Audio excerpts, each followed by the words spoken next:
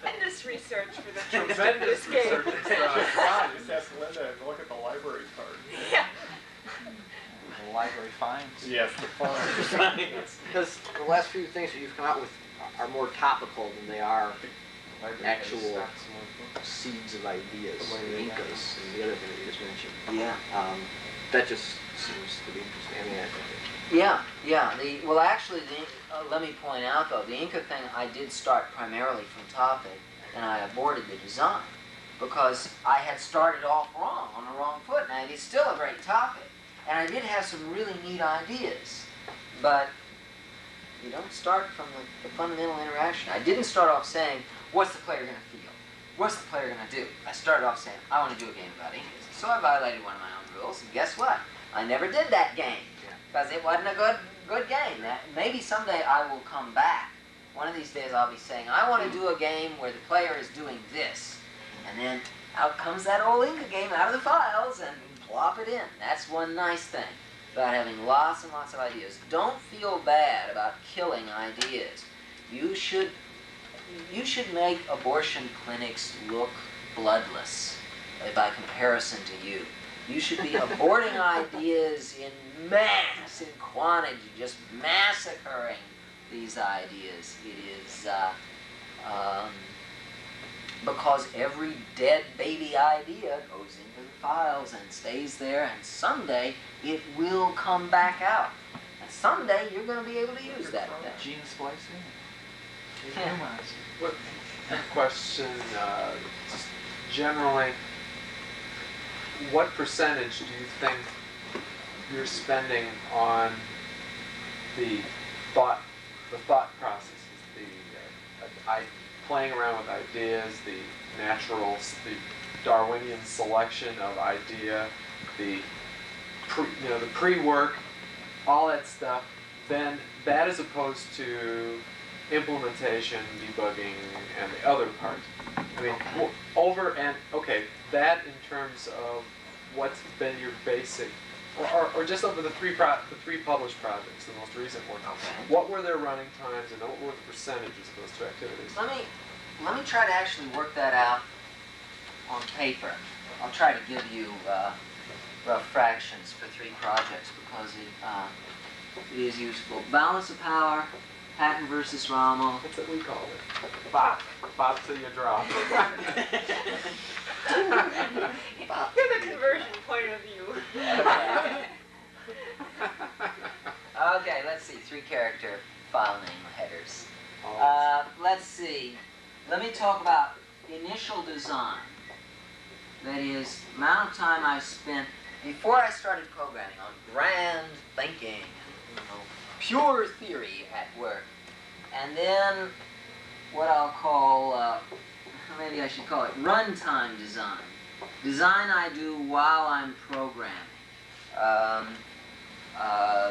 I started work on the project, I'm programming the project, and halfway in I realized, gee, here's something I didn't think about, let me work this out. Straight programming, and then the last, I will lump debugging and polishing together. Each is addressing flaws. This addresses flaws in the program. This addresses flaws in the design. Percentages, balance of power. Oh wait, you want percentages or you want months? Well, months would be fine. Months. We can figure out percentages. You haven't given us months. Well, let me give percentages then, because that seems to be what you're after. Yeah. Okay. Months is more information. Actually, I want both. Let's I go like with my months. total Months is easier to relate to. Let's go with months. Months. Okay. Months. Okay, initial design, balance of power. 3 months. Runtime design.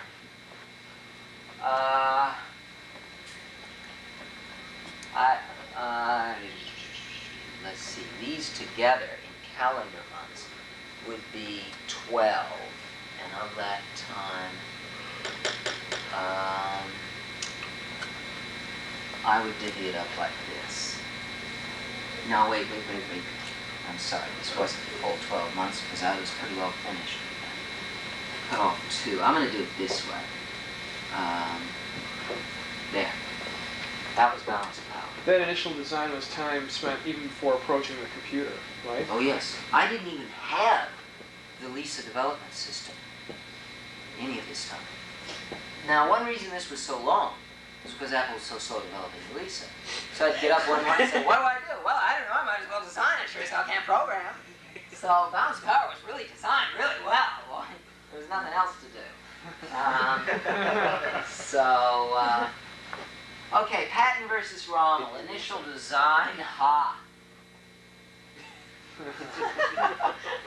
There really isn't that much design. I mean, Electronic Arts came to me and said, Chris, we want you to do Eastern Front again. I said, well, it's already out there. And they said, well, we want you to do it better. Do it on the Macintosh. Do the greatest Eastern Front ever done. I said, well, okay. Wow, copying yourself. That's Concept. well, luxury. Yeah. So, Easier than copying. what? We didn't even get asked to do Winter Games, too. What is that? Copying yourself is called Really what? insulted. Asexual reproduction? Yeah. Probably our Stooges with that one afternoon beats that half a month. Let's see. Patton versus Rommel was One long day in September the 1 to about June 1. So that was a 9-month project. I would guess that programming was about 6, 1, 2. The numbers don't quite add. No, they add up about. It was about 9.5 months. So. Yeah, that's about the way PBR worked. C-boot. Now, I will caution you, C-boot is the most creative thing I've ever attempted. I went way out on a creative limb with that one. So let's see, initial design, there was a month there and a month there. That was about 2 months of initial design. Programming, let's see, project ran August 1, about 13 months there, so of the 13 months I would put, boy, there's a real constancy here. Okay. Well, no, I had to cut them both down. Again, I'm going to cut them both down by 1.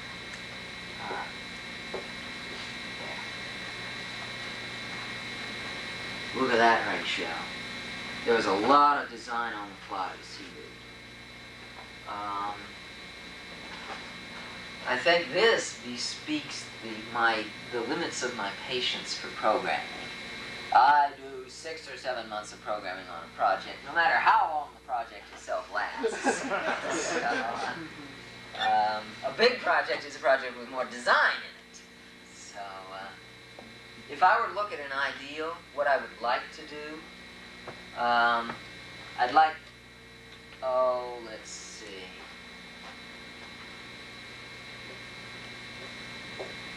That would be my ideal. Yeah, 11 months. It's distressingly close to Patton versus Rommel. Well, no, right there. Except for That that. says a lot. Yeah. About what's there. If they'd only given you Yeah. 6 more weeks. No weeks in design time, but it might have been a good product. Unfortunately, 6 weeks of the time on the wrong thing. So, the time is there, but this was misused time. So. Now, initial design starts after proposal. No, this stuff here is normally something I start up during this phase of the last project. The problem is you can't force initial design. You don't just come in and say, well, 8 o'clock, sit down at my desk, it's time to create. It just doesn't work that way. So basically what happens is I'm winding down yesterday's project, I start telling myself, you know, what am I going to do next? And I go for walks, and I dream, and I talk with my friends and my wife, and, you know, let the ideas bubble around there, and start writing proposals. I wrote 5 proposals for this round. Boiled it down to 2, and presented those 2 to Mindscape. I presented the 5 initially to Mindscape loosely. They never bothered to read them, so it's kind of embarrassing. Anyway, so notice that these 2 phases tend to be fairly similar in duration.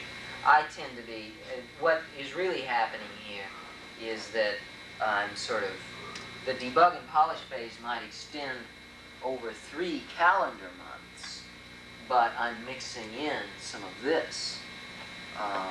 So there's a lot of multiplexing going on there when the overlap happens. That is important because you cannot create on schedule. You have to start, I would give, in general, I would like to see 3 months between the time I stop real design work on the old project and the time I start programming on the new project. 3 months to let the ideas just drift around. So, and only 2 of those months will be actual design work.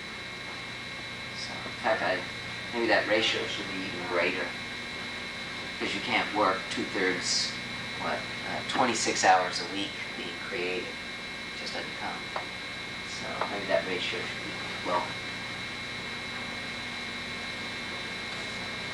That's enlightening. Thank you. How much do you free read on your own time? Free Just read about what you want to read about. Not as much as I'd like to. It's a real shame. At our house we have this beautiful upstairs room. It's the master bedroom, but it's about 800 square feet. And there are these windows that go up to cathedral ceilings, about 20 feet high, and these big leather easy chairs next to this bookcase that's 20 feet wide and goes 20 feet up, and books. And it just, the fantasy is that, you know, I'll spend, you know, after a hard day's game design, I look and say, well, 7 p.m., I think I'll go up and read. And I go upstairs and select a book from my thing, sit down in my leather easy chair and read. And that's never the way it happens. What happens is I rush down, I grab a bowl of Cheerios or something, I plop the Cheerios down on my desk, grab a book off the bookshelf, and start reading and say, hey, isn't that interesting? And whoop, Cheerios are gone, close the book, put it back up, go to work. So I'm reading right now this incredibly scholarly, I shouldn't have used incredibly, I hate it as an intensifier. I'm reading this very scholarly tome. I hate Job's speak. This very scholarly tome on the colonization of the United States from a geopolitical point of view. And I'm reading it 2 pages at a time. And it's real hard reading. Anyway, I try to get my reading in during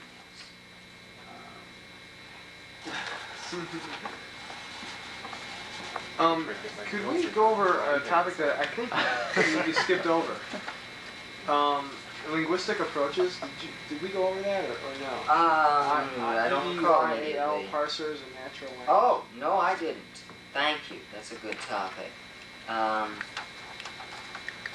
Well, I did mention it very briefly. We're talking about input problems, weaknesses of the computer, and one of its biggest weakness being human input. One approach. Oh yeah, this is one place where Tim jumped on. Is the Through the wire. Oh yeah! Oh yeah. Is the fact that we can use a linguistic style. Now there remains this question as to whether it should be natural language. And in fact, let me point out, at the Boston, there was this thing in Boston where they got a bunch of game designers to talk about the future of game design, and I got in a big argument with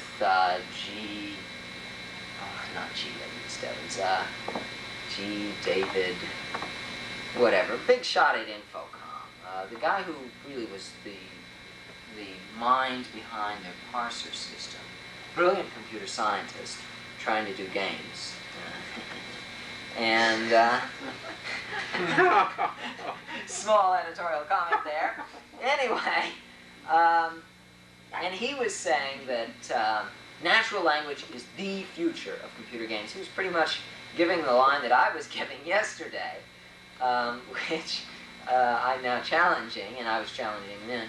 He was saying that the future of games is natural language, and we've got to work hard on getting natural language. And I was arguing, well, yes, ultimately that is probably true, but in the short run, there's no way we're going to get any decent kind of natural language inside a computer, so let's forget about that for the short run. Let's work towards it, but remember, we need other solutions. We need stepping stones. And that's one reason why I use this EAL, this weird iconic language in Cebu. It is a language. It's very primitive. It doesn't work very well. let me suggest another intermediate step that I strongly urge other people to do. I actually hope you don't, but I'll give you the idea anyway, because it's a neat idea and I want to do it someday. Creole languages. They're great. This is a neat way to set up a user interface. A Creole language is a second generation language. It is created when you got a regular society and you get a whole bunch of immigrants moving in, normally as laborers or slaves or something like that. And they all speak another language. Okay, what do they learn to speak to get along with the masters? They learn to speak Pidgin. Pidgin is also a mercantile language. When the British trading vessels sail into China, they speak Pidgin Chinese or Pidgin English with the natives. So Pidgin is a very ad hoc language, really not very expressive at all. But the really interesting thing is, what do the immigrants' children speak? Imagine the linguistic situation they're in. Mom and Dad speak the old language. All my playmates speak the new language. What do we end up speaking in general? Well, what they found is second generation people in a situation like that develop a special type of language called a Creole. Now, most of you think of Creole as a proper noun referring to something down in Louisiana, or maybe you do. But Creole is also a general term applying to a class of languages. These are transitory languages. They only exist for one generation. And so the second generation speaks this Creole language. It uses the vocabulary of the dominant language, but the grammar is the same no matter where you are or who the people are. This is what's so why linguists are so fascinated by Creoles. It's as if there is such a thing as a universal syntax, a universal grammar that everybody understands, and that you sort of fall back on when you don't know what other grammar to use. It uses simple prefixes and suffixes to indicate such things as tense, mood, a lot of the things that we linguistically indicate through inflection or word endings and so forth are done with prefix words. Very common example, past tense, or here, present tense. I go Buana's house. Okay, past tense. I been go Buana's house. Future tense. I wanna go Buana's house. Shouldn't use Buana, should I? Anyway, I'm seriously offended by the use of the term Buana. I'm coming from a long line of Buanas.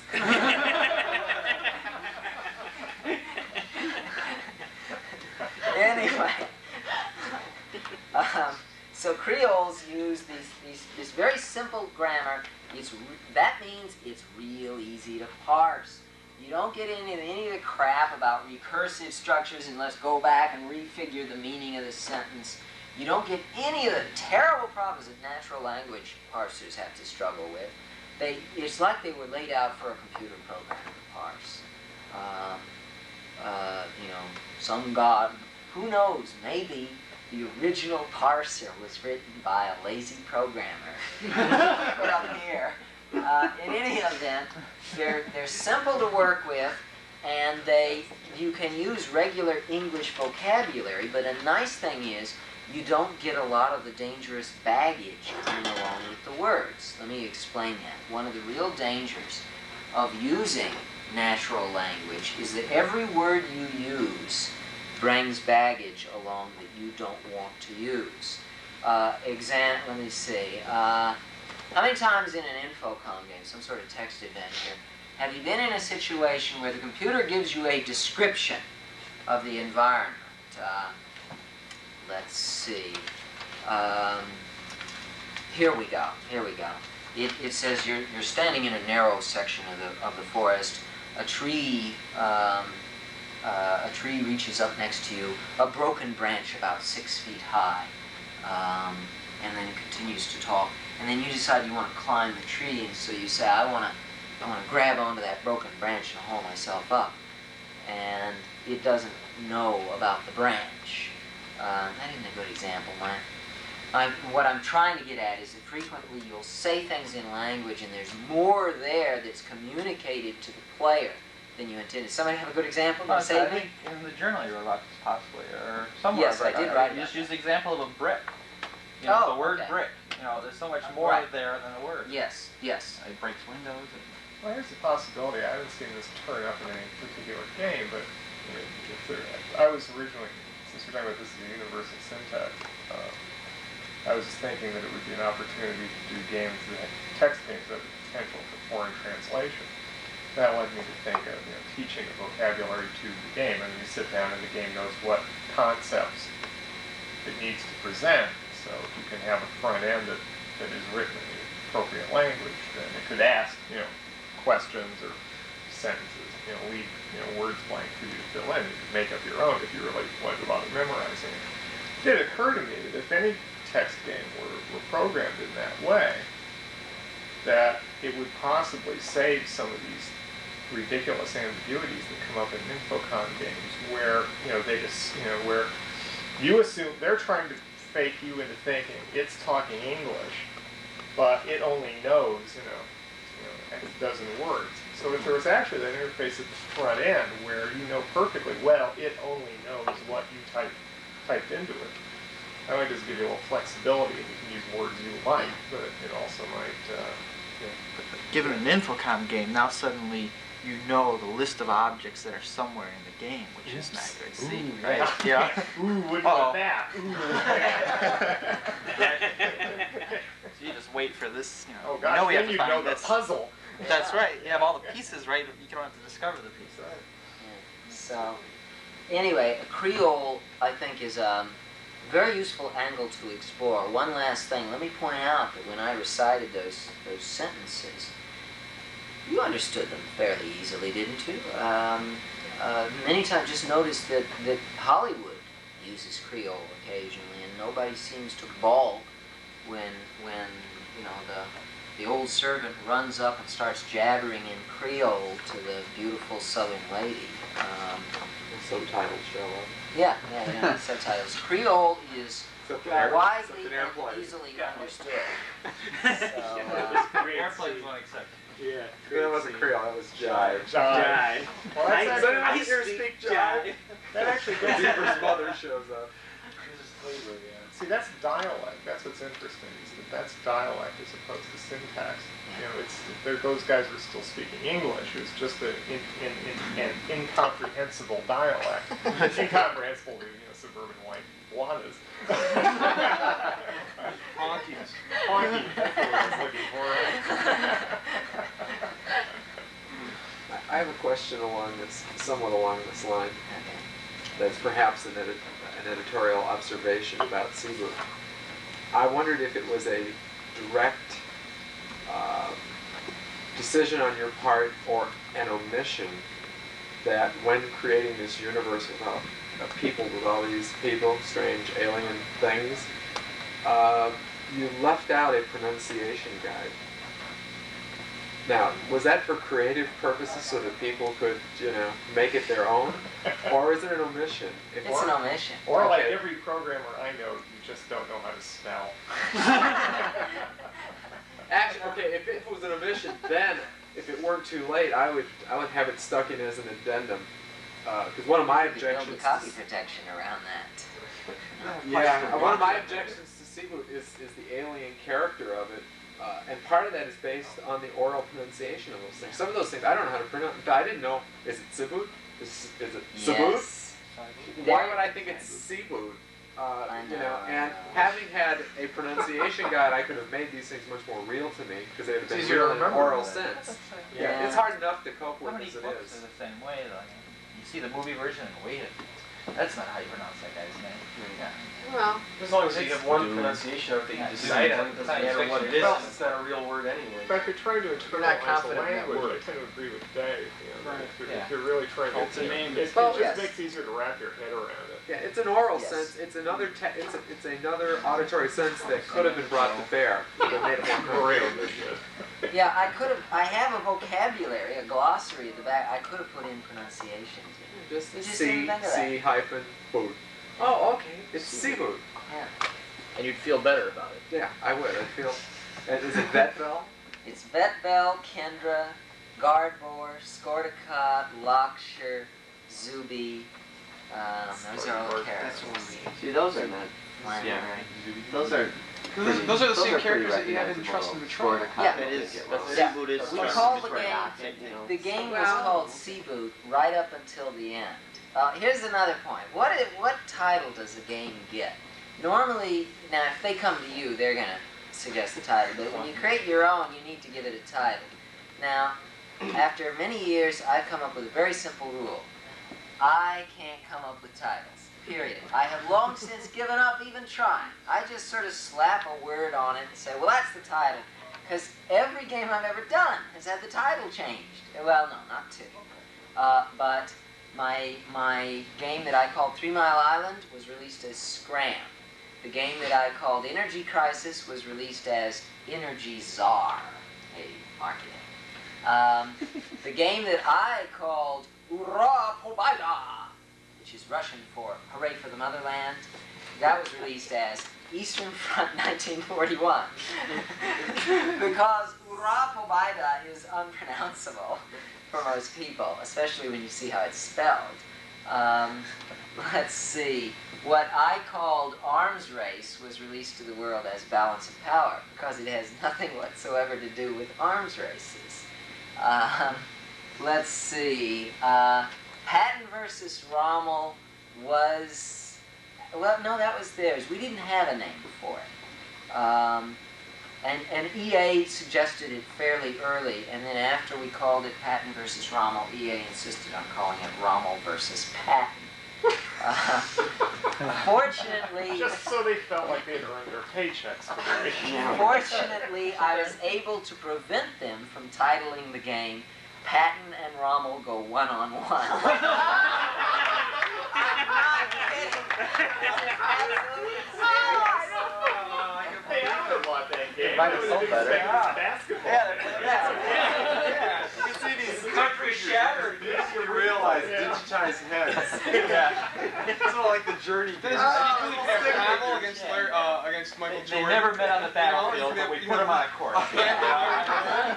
You know, it'd be great. The winner takes Europe. Eisenhower and Moses Malone. And Seaboot was called Seaboot right up through the game and all through the development process. And initially, I wanted to stick with Seaboot. And I argued with Mindscape about the title. And finally one day, I was in a computer store with Sandy Schneider. And we just, what did we do? We just sort of idly presented it to them. We still weren't arguing about it. But I happened to, oh yeah, they had, the lady there knew me. This is Computerware in Palo Alto. I go there a lot in this big store. And the lady said, oh, Chris, how you doing? How's your game coming? And I said, oh, it's coming really well. And she said, what's that one called? And I said, Seaboot. And she paused for a second. She said, oh, that's a submarine simulation, isn't it? And I kind of paused, and Sandy turned and stared at me with this grin on her face. And I said, okay, you win. And so they went to work on a new title. And I said, you guys come up with a better title. And so there was this conference call where the marketing people went to work, brace yourselves, coming up with new titles for Seaboot. And the way these people work is just, well, let's just sort of throw words in the air and, you know, see what works. One of them, quite without so much as a smirk, proposed the title, Trust Through Betrayal. I was the only one who laughed when he said that. And I still don't think they understand why. So they compromised on trust and betrayal. So that's marketing. That's a way of life for them. I actually thought it was a play, a somewhat technical play on like boot error or disk boot. Oh, no, not at all. I was trying to. Okay, I'll tell him. Seaboot is Bootsy. Do you remember the cat, the story about the cat that died? His name was Bootsy. Aww. So isn't that sweet? The minute you say Bootsy, I think of the rubber band. I mean, I'm sorry, it's a funk game now. Bootsy, baby. Oh no. Seafood, baby. No, And that's not. Scorticott is Scaredy Cat. And Lockshirt is Sherlock the Sheep. And let's see, Zuby is Zubin El Ganubi, one of our cats. Oh, okay. Well, now this makes me perfect. Kendra is Drake and the Duck. And Garbor is Beauregard the Burrow. Now, when there's Milton, I'm back with them. So, anyway. I could, okay. Those are the characters. Which one? What was that? Vet Bell is Velvet the Cat. So I thought it was a cheese.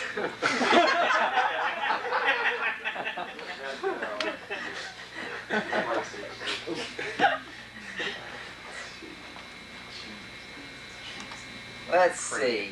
Um, No. when you're designing the game, you take into consideration the gameplay time at all for the Oh player? yes, yes. What's I your- have an expectation of a spec. I believe that a good game should be playable in 2 hours, same way as a movie. You should be able to get through the entire game in 1 2-hour session. That's the amount of time that a typical adult has available for recreation in an evening. So 2 hours is my target, and I want to make sure it never gets longer than 3 hours. I know perfectly well if it's a Chris Crawford game, the first game will take 10 hours, but okay, maybe the second or third will get it down to 2. So the goal is, my rough goal is 2 hours per game, 10 games minimum, guaranteed play. That is, I want to guarantee every game I make, any player can play it at least 10 times before he starts getting some repetition in the game. Gotcha, for Yeah. learning. After 10 games, I still, what I go for is, let's see how much better than 10 games I can do. But 10 is my minimum. If that game isn't good for 10 replays, we're out of luck. And that's 10 2-hour games, not the, whoops, I lost in the first 5 minutes, that's one game. Basically, I want to guarantee at least 20 hours of entertainment. They pay $35 for the game, they're paying about $1.50 an hour. That's a little bit better than what they get out of the movie. You gotta think that way. A lot there. Yeah. Let me, speaking of movies, let me point out, it is a very useful exercise to consider similarities between games and the movies. Cinemaware is overdoing that, but I will mention one humorous aspect of this. As some of you may know that Bob Jacob likes to imagine himself the Louis Mayer of software. Did you know that Trip Hawkins' secret fantasy is that he is the Walt Disney of software? Well, I like to think of myself as D.W. Griffith. So we've got these fantasies, these wild, crazy fantasies going on. The only pride I can take is that my fantasy is just a smidge more humble than either of the others two. It is a very useful exercise, though, to consider the early history of the movie, because the position we're in right now has a lot of analogies. I don't want to quite say similarities, but analogies with the early history of the movies. A lot of the same mistakes they made, we're making analogous mistakes. When the movies first came out in the 1890s, they were primarily demo. The emphasis was on the techie aspect of it.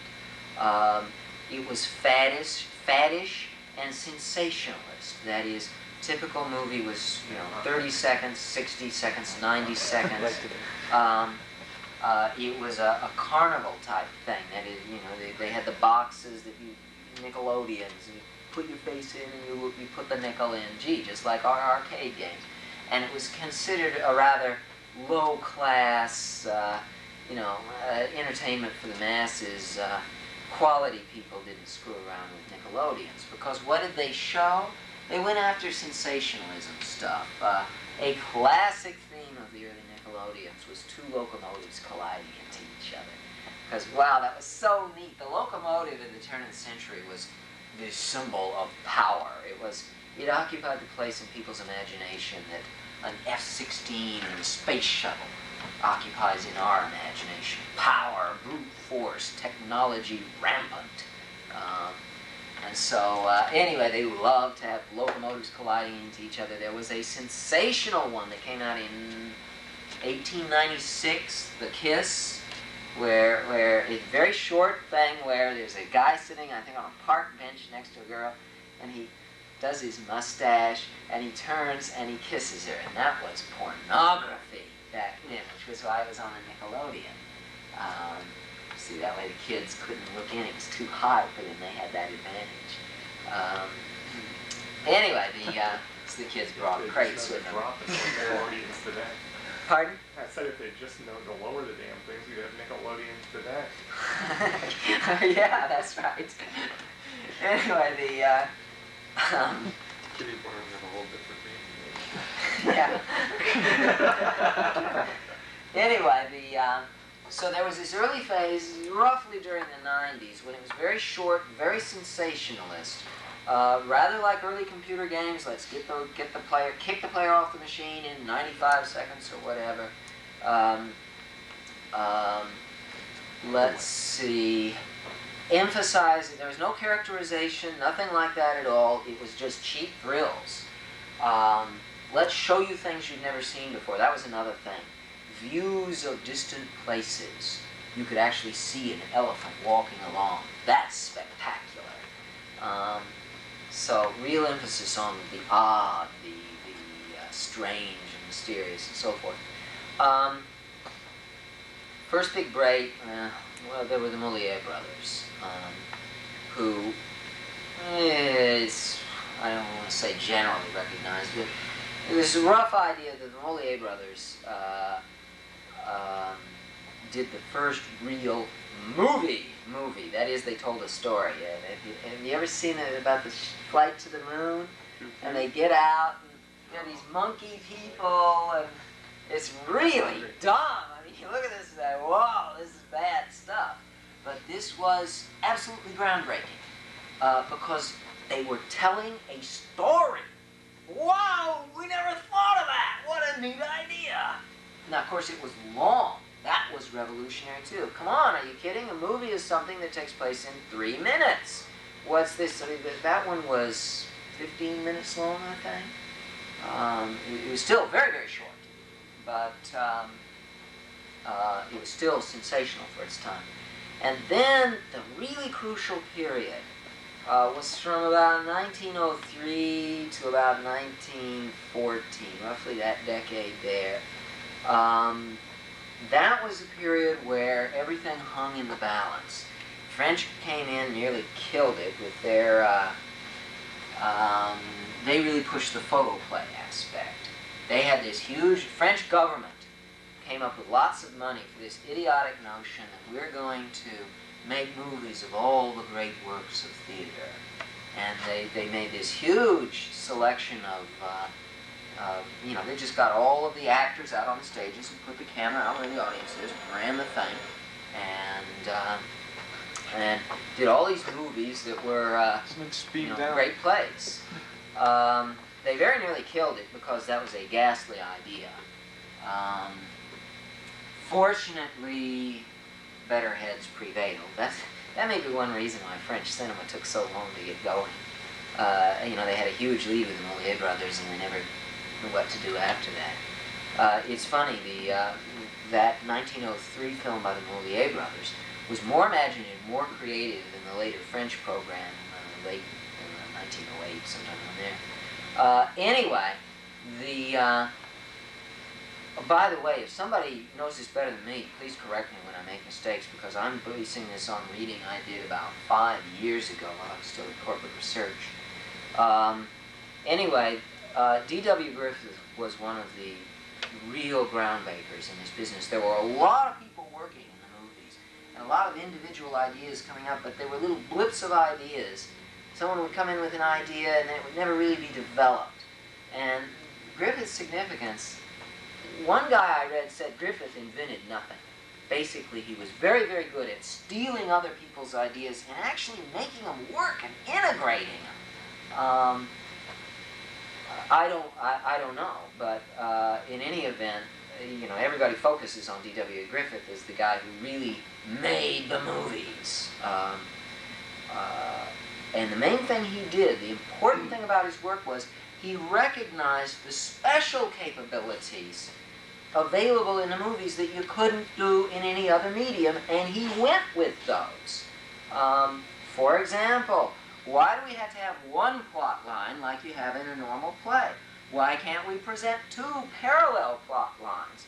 A very novel concept. In a normal play, you can only, you know, you can't change the set that often. But in a movie, with the Great Train Robbery, he had two parallel plot lines. Here are the train robbers who commit the robbery, and then here's the posse being formed. And let's, yeah. Technical note, I don't think Griffith had anything to do with the Great Train Robbery. That was an Edison film. I think what you're thinking of is the intercut final scenes of intolerance in the present day sequence. There's I believe it's a train or a car or a stagecoach, something like that. They was racing to get to the place, and there's intercutting. It's the class. It was progenitor of the I won't pay the rent. You must pay the rent. You know. Okay. Thank you. You're welcome. So let's not credit Griffith with Great Train Robbery, but that idea first showed up there with the split plot lines, and we're going to bring them together. Griffith stole it. He used it somewhere else. Well, it was used very well in Great Train Robbery. Was some of the other things, the idea of the close-up on the face. That was a new idea. For a long time, the camera was always used at a distance. And just the basic notion, gee, the camera's mobile. We can take a shot from this angle, from that angle, we can go in close, we can move out. The idea of using a close-up to convey intense emotion. That is, when the situation is normal, we're off at a normal distance, and all of a sudden it's a moment of pathos, zoom right up on that actor's face. At this point, let me bring in an additional problem that they had in the early days, and a problem that in a related way is going to hurt us, and that's audience education. In the early days, the first few close-ups of faces did not have the desired effect on the audience. They caused panic in the audience, because the audience looked and saw a disembodied head that was moving and talking, and they said, "Oh my God, they cut his head off and he's still talking." That sounds absolutely idiotic, but they had never seen that before, and so it was a very novel experience for them. Audience education is still going on in the movies even today. This point was really brought home to me by Michael, or whatever his name is, a guy who's been studying. I spent a lot of time talking with him about 5 years ago. Very good. He knows his stuff real well. He pointed out Raiders of the Lost Ark. There is a magnificent scene there that really shows how far audience education has gone. He pointed out what is very special about the 70s and 80s is that for the first time we have a mass audience that was raised on video. All of us grew up with television. We have been saturated with video all of our lives. Our parents were raised in a time when a movie was a once-a-week affair. We've been seeing television every day of our lives. Now the significance of that is we are all speed readers of video. We've seen so much video that it comes very naturally to us, and we are absolutely fluent in the techniques of video. You know, cuts, pans, rolls, zooms in and out. All of that stuff seems absolutely natural to us. Psychologists now, by the way, are reporting that people are describing their dreams to the psychologists in video terms. That's how literate we are in video technique. Now, the scene he pointed out, right at the beginning of the movie, Indiana Jones comes up to the stream, he pulls out the movie. You haven't even seen his face yet. He pulls out the map, and he looks at the map. And just then, the bad guy sneaks up behind him, pulls out a gun, pulls back cocks the gun. And then there's this scene where Indiana Jones kind of looks back over his shoulder, and then what happens next, if you have that videotape, if you ever have an opportunity, go back and look very closely at what happens next. Everybody knows what happens. Indiana Jones grabs his whip, turns around, and then knocks the gun out of the guy's hand, the gun goes off. And then he steps forward into the light, and his face is revealed as Indiana Jones, and he's tough. Frame step through that scene sometime. Just watch it once and ask yourself, how many shots are in that scene? And when you watch it, in fact, watch it once, turn it off, and write down each shot. Well, there was a shot over his shoulder showing his face. And then there was another shot, you see a shot of his hand reaching down to his hip. And then there's a shot most everyone sees of him, a wonderful shot where you see the hand come down, and in the background is the porter who's going like that, looking, and then the porter goes, oh, like that. And the porter's reaction communicates a lot to you. Anyway, I think there are 7 or 9 shots that take place in 1.5 seconds. Some of the shots are something like a quarter of a second long. They happen so fast, they don't consciously register. The fact, though, is every single shot is necessary to communicate the event. It's a complicated event. And rather than just step the camera 100 feet away and show Indiana Jones go whoosh, they did tight close-ups on the hand, and the hand going back on the whip, and the hand coming forward over here, and a shot from here, and a shot from there, and they did them all, and he just cut, splice a few fragments of film together, and in 1.5 seconds you see this very complicated event, and the important thing is you understand it. Now what's especially interesting is your parents don't. Show that sometime to your parents. Your parents complain, it just doesn't make any sense to me. It's all too random, it all comes rushing out. They weren't trained. So audience education is a continuing process. We're at the beginning of that curve. Our audience is utterly naive. We show them a full facial close-up and they'll say, oh my God, you cut the person's head off! So we have to educate that audience. It's going to take a while. That's why we got the slow load times. That's essential to the early days of cinema. Don't want to cut too fast, we'll confuse them. So we need to educate them, so we want to push them a little hard, but we can't push them too hard. There are going to be new techniques that are going to confuse the audience. You have to take that chance when the marketing person screams, and when the playtester screams at you and says, I didn't quite understand what was going on. You have to make a very delicate judgment about the short-term value of getting a game that will sell 10 million units versus the long-term value of getting a game that will pave the way to the next game that sells 10 million units. There is a responsibility here to help educate the audience. Do it just a tiny step at a time and you can still get rich and do your duty. So let's see, what are some of the other analogies that are useful? There are some interesting business analogies, by the way. I think you will especially appreciate the travails of the creative talent in the early days.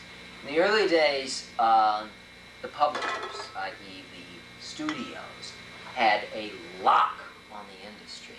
Basically, the control over what happened in the movies went to the people who controlled the distribution of the movies. And so, what was it, United Film Syndicate?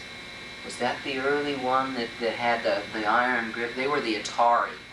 In fact, the comparison between Atari and the United Film Syndicate, I may have the name wrong, is really haunting. I mean, it just looks like deja vu, because this company insisted on 15-minute one-reelers. We will not do anything longer than 15 minutes. There were a lot of battles over that because the artists wanted to do longer movies, and no, get them in and get them out. Let's see, they had an iron grip. They had a huge portion of the industry under their absolute control. They absolutely refused to publish the names of the actors and actresses because they knew that when the talent got known, the talent would start demanding more than $100 a week. Let's see. Soon, guys. There were You're all gonna demand more than sorts of $100 a week? Yeah. Yeah, Bill! 105. Okay, you gotta raise, Bill. 110. Go nuts. And all the stooges you could eat. The interesting thing here was the formation of United Artists, which was what, 1916, Charlie Chaplin, Mary Pickford.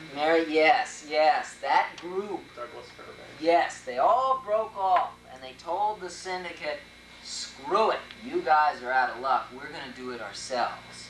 And the reason they were able to do it, though, there was some, I don't think they funded themselves. I think they were able to get some major backing, backers who said, yes, we'll steal the talent away from the United Films Syndicate and set them up ourselves and we'll collect the money. And that worked for a long time. That is basically, they broke open the fundamental issues of actors are credited, we're going to make longer movies, all those issues were very suddenly resolved in favor of the talent. That doesn't mean that everybody lived happily ever after. There were just new series of problems after that. But it is important to note that until it took that to break the power of that big syndicate. Anyway, there are some. It's really interesting reading all of that. There's a really good synopsis. The best book I found on the history of the movies was. I can't remember it now. Hey, but it was good, so you ought to read it. Anyway, but dig up a book and read about the early history of the movies. It is, you'll find yourself just shaking your head and saying, God damn, those who do not learn from history are doomed to repeat it. Because there are just so many parallels going on there. I don't think you're necessarily doomed to repeat it. I don't even think the parallels are quite that close, and there's a lot of selective pattern finding. I mean, there certainly are major similarities. It's an emergent entertainment technology, so a lot of similarities. But I've worked in 3 or 4 different, areas where it was very, say, a low-budget R&D department, just getting off the ground or whatever. And my observation there was not that these people were all making the same mistakes. If they had a lot more money, they would have done it entirely differently. But it was just that there are some of these things that are pretty much inevitable just as a result of the way the systems, as a whole operate. If you inject more money, you put more resources over here, and it changes the whole balance. And the equation shifts. And I think that these similarities, arise from the fact that there are structural similarities, underlying similarities, and, yes, that's determinism. Yeah, well, and there are dissimilarities. For example, one of the most obvious is the number of people involved per project. From the very beginning, movies involved a decent-sized group of people. We can still do a game with 1, 2, maybe 3 people. From very early on, there might be a dozen people involved, or many more involved in a movie. Another big difference is the amount of time it took to grind out a movie. Back in those days, they were grinding out a movie a week. And a big project might go on for 6 weeks. Some of Charlie Chaplin's later things drag on for several months. But our minimum project is typically a year. So, yeah, there are plenty of differences there. But some of the similarities, especially in the business area, are really striking. So, let's see. Any other topics to cover? There is a discussion here. I have talked to you guys under the table. What a table it is. It's got RC and Dr. Pepper, brownies, French fries. Nobody finished their beef.